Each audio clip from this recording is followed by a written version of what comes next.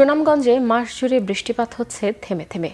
বৃষ্টির এই পানিতে জলাবদ্ধতা সৃষ্টি হয়েছে জেলার সবগুলো হাওরে। এই পর্যায়ে এসে নিচু এলাকায় পাকা ও আধা পাকা ধান তলিয়ে গেছে পানির নিচে। দিগন্ত জুড়ে যেখানে ছিল সোনালী ধানের সম্ভার, সেখানে এখন অথই পানি।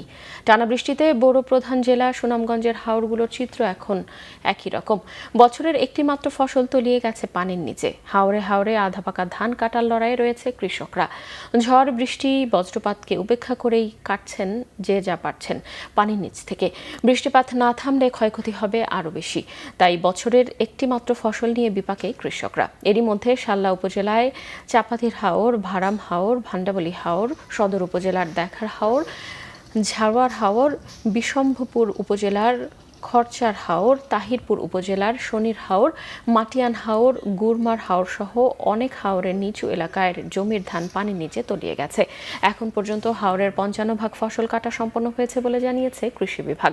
সেই সাথে ৭,০০০ হেক্টর জমির ফসল জলাবদ্ধতা ও শিলাবৃষ্টিতে নষ্ট হয়েছে বলে দাবি করছেন তারা।